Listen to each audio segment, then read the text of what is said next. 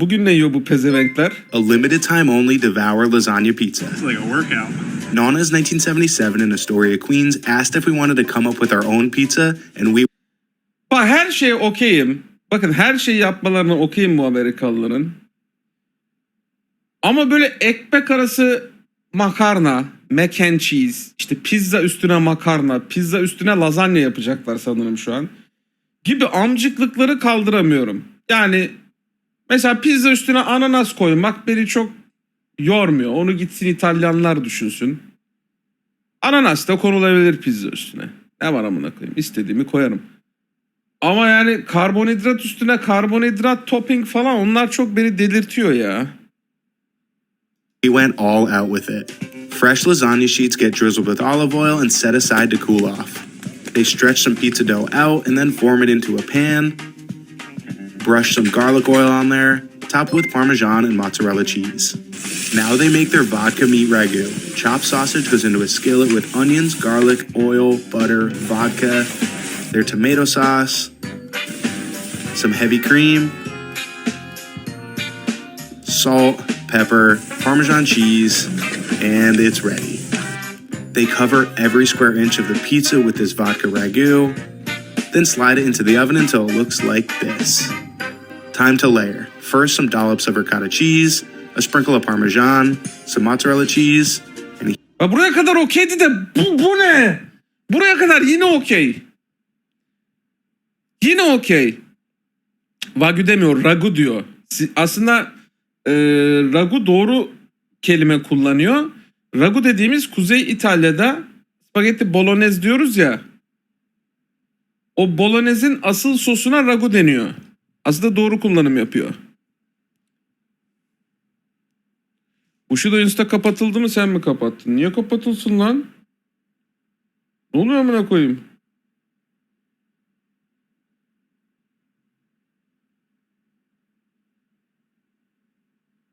Ne oluyor ya?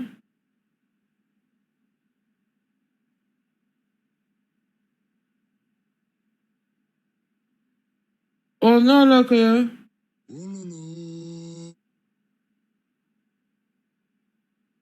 Ne alaka?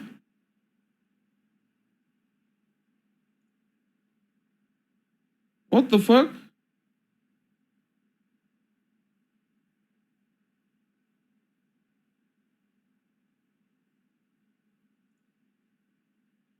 Ya of.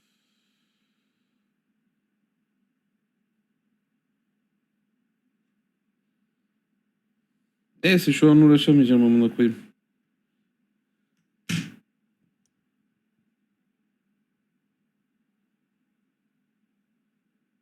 Nasıl açık oğlum?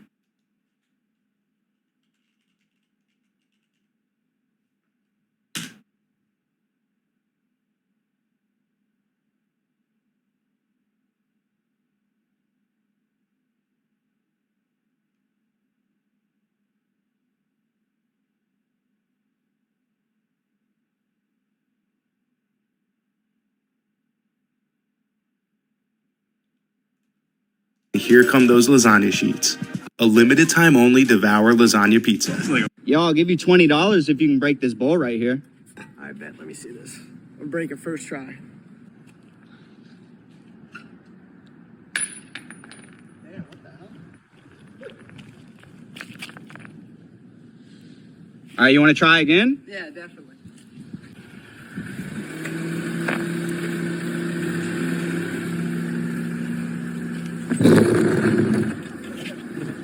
Keep going. It's all good. Güzel, bundan güzel anal plug olur. While working at this convenience store, she found it puzzling why several customers were returning asking for a new water bottle because theirs were frozen. All morning I thought I was going crazy, grabbing waters for people. I swear it was liquid. Do you want me to go grab you one that's not frozen? The store worker found it strange at first, but after checking it for herself, she finally understood why. No, they were liquid the whole time. Until now. If you think this is fascinating to see, subscribe. While working at this convenience store, Everyone and their mama say New York is expensive. I'm giving myself $10 to spend for the whole day. The first meal that I got was $1 pizza. This was a great start, but then lunch came around. I went to Chinatown, which is known for being inexpensive. I originally just wanted the hot sesame noodle, which is $6.75, but then they said there was a $10 limit for carbs, which was okay because I ended up getting these steamed dumplings for $5.75 and was plenty food to hold me for the rest of the day. I ended up spending $13.50 but had plenty of food. Challenge failed. Everyone and their mama say New York is expensive. I used to run an illegal grilled cheese business out of my dorm room in college. My college required that all underclassmen pay for at least 19 meal swipes into the dining hall every week. I wasn't using all my meal swipes, but I definitely did not want them to go to waste because I was paying for them. So I would go to the dining hall and get a to-go box and then fill that with bread, cheese, and pretty much anything else I thought would be good in a grilled cheese sandwich and take it back to my dorm room. Panini presses and hot plates were banned from the dorms because they were considered a fire hazard. But I didn't really agree with that rule, so I actually had both of those things. So I would use my panini press to make grilled cheese sandwiches and sell them to drunk kids within my dorm building. I sold the sandwiches for somewhere between $5 and $8 depending on what I put on it, and I was actually making pretty good money. I would then take the money that I made from my grilled cheese business and go to the grocery store and buy some ribeye steaks for me and my roommate to cook up. So yeah, if you've ever wondered how Chef Tyler got started, this is it. This is my origin story. I really can't believe how far this whole thing has gone. I used to run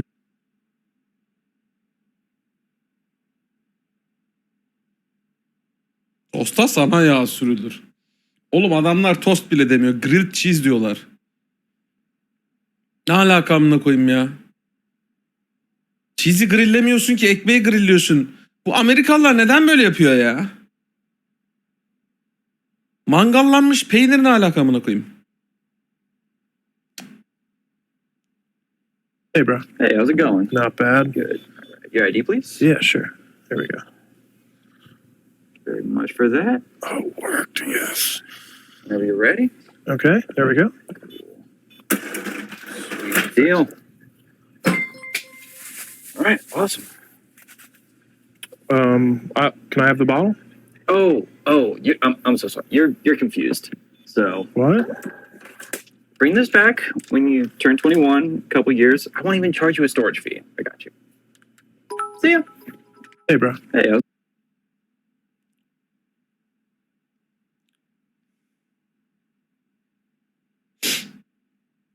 Evet, 21 yaşında değilsen Amerika'da alkol alamıyorsun ama 11 yaşında cinsiyetini bir daha geriye dönmemek üzere değiştirebilirsin.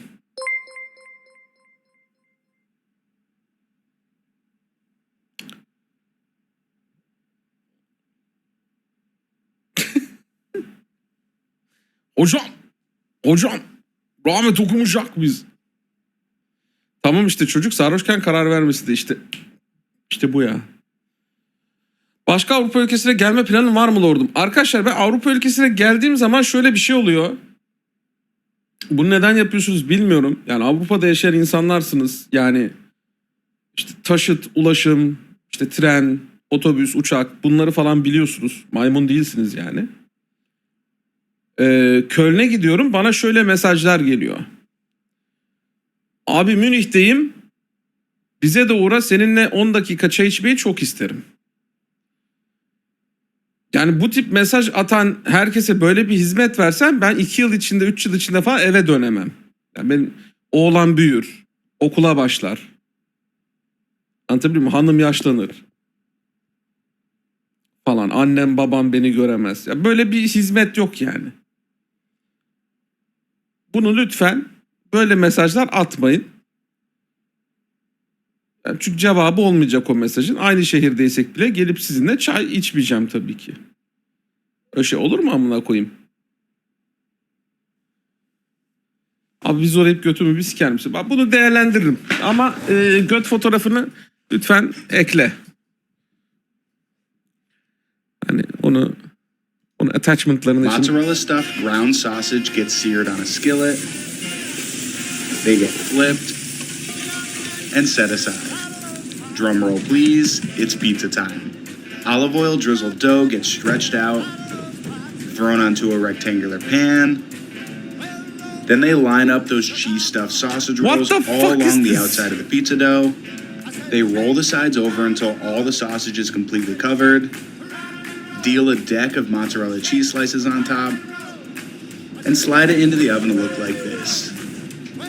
They pour their marinara sauce on top, drizzle some olive oil, grate some Parmesan cheese, and into the oven once more to look like this. It gets finished with a little more grated Parmesan, another drizzle of olive oil, it gets sliced, and there you have it. The sausage and cheese stuffed Sicilian pizza from Marinara Pizza in New York City's Upper West Side. Mozzarella up and see if it's cap or not. We got a regular chicken leg. This ain't bad at all. Chicken is meaty. The exterior is very crunchy. It is a little dry and it's a little bit... Ya şey ne deniyor? Chicken tenders'a. Et haline. Ne yani göğsün yanında bir yer var ya, oraya ne deniyor? Hayır, göğsün kendisi değil. Göğsün yanında böyle bir yer var, orası. Ne tender o yani. Onun Türkçesi ne?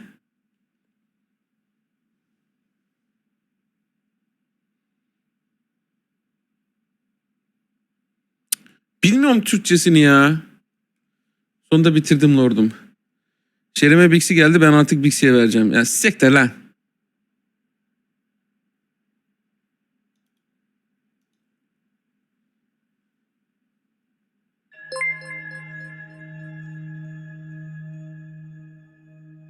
O da göğüs abi, ayrı ismi yok. Ama sadece orasını satın almak istiyorum ben.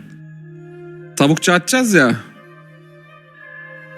Kaburga mı deniyor ona? Tavuk kaburga. Hayır ya. Döş diyen oldu. Döş değil, döş değil. Döş değil. Fileto diyelim. Değil.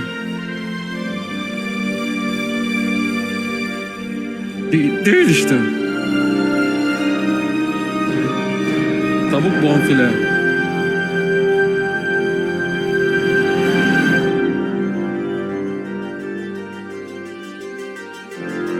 Bu da değil.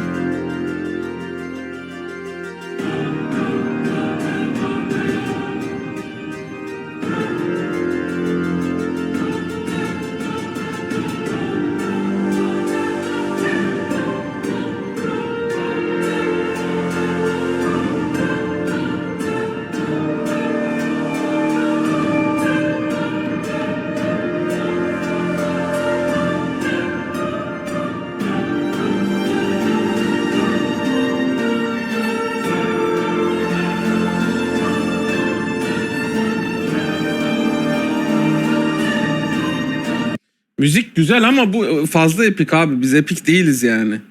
Biz epik değiliz. Biz post apokaliptikiz. Çiliz. Yorgunuz. Savaşıyoruz. Yorgun düşmüşüz. Biraz mistikiz. Çinovo ameyn.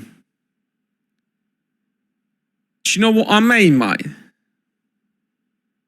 Tavuk kelebek değil arkadaşlar ya. Kelebek ne alaka amına koyayım? Anasının ne alaka? Tavuk kelebeğin ne olduğunu biliyorum. Tavuk kelebek değil.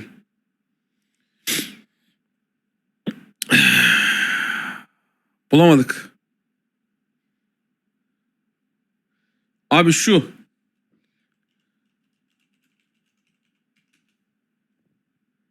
Chicken tenders dediğimiz aslında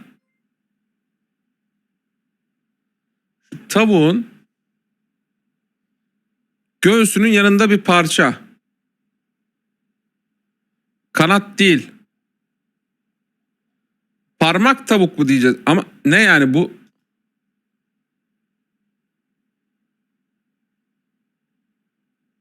Doğrusu parmak bonfile.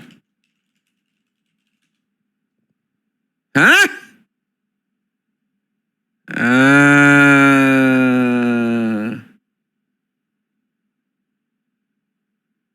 İşte aradığım buydu. İşte benim de aradığım bu.